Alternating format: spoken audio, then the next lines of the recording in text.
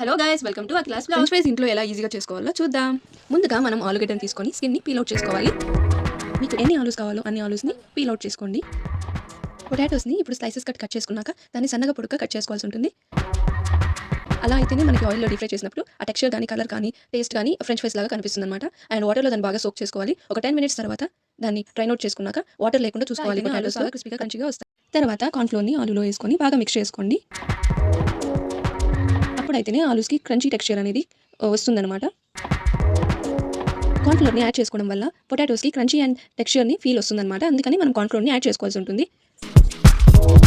బాగా ఇప్పుడు కార్న్ఫ్లోర్ని మిక్స్ చేసుకుంటూ ప్యాన్ని హీట్ చేసుకొని ఆయిల్ వేసుకోవాలి. తగినంత ఆయిల్ వేసుకొని ఆయిల్ బాగా మరిగేంత వరకు దాన్ని హీట్ చేసుకొని మరిగిన తర్వాత మనం మన పొటాటోస్ని ఆయిల్లో వేసుకున్న తర్వాత మనం స్లో ఫ్లేమ్లో గోల్డెన్ బ్రౌన్ కలర్ వచ్చే వరకు మన పొటాటోస్ని వేయించుకోవాల్సి ఉంటుంది. అవి క్రంచీగా క్రిస్పీగా తయారయ్యే వరకు మనం దాన్ని వేయించుకోవాల్సి ఉంటుంది. మనం ఎంతలా స్లో ఫ్లేమ్లో పెట్టి వేయించుకుంటే అంత క్రిస్పీగా అండ్ టెక్స్చర్గా పొటాటోస్ అనేవి తయారవుతాయి. అచ్చం ఫ్రెంచ్ ఫ్రైస్ లాగా ఉంటాయి.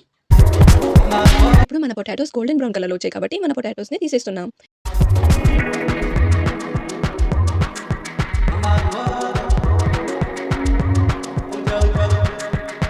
ఆ తర్వాత ఒక బౌల్లో దాన్ని తీసుకొని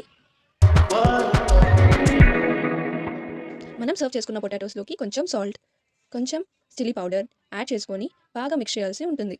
అలా మిక్స్ చేసి అచ్చం రెస్టారెంట్ స్టైల్లో దొరికే ఫ్రెంచ్ ఫ్రైస్ టేస్ట్ ఉంటుంది. సో మీరు కూడా మీ ఇంట్లో ట్రై చేసి ఎలా వచ్చిందో మాకు కమెంట్.